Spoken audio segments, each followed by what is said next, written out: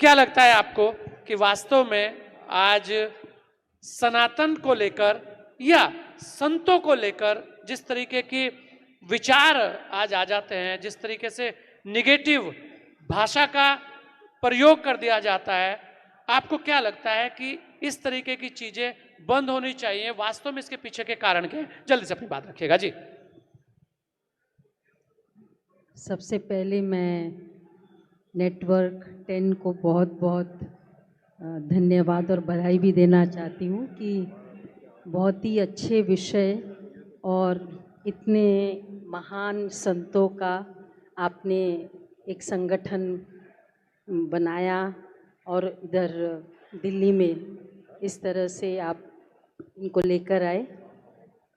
वैसे चाहे टिप्पणी कोई भी, क्योंकि पाश्चात्य देशों का प्रभाव बहुत है, तो इस कारण इस तरह से वेस्टर्न कल्चर के कारण सनातन की इतनी वैल्यू लोगों को पता नहीं है, इस कारण भी वो इसकी टिप्पणी करते हैं।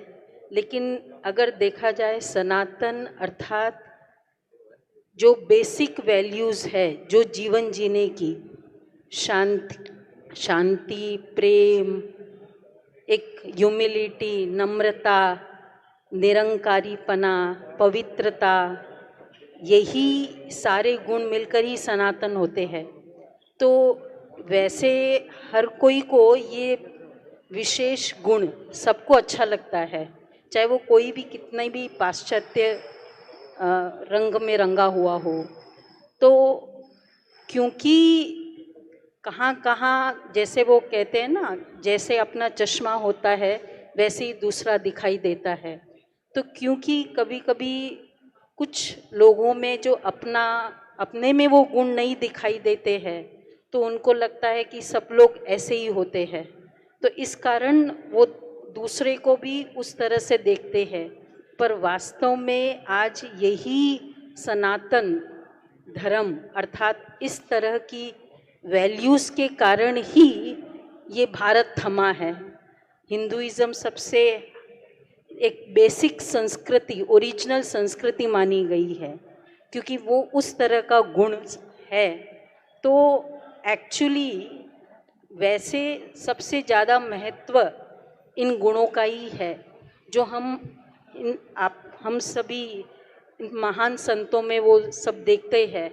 तो यही संस्कृति द मोस्ट एंशियंट और गाई जाती है।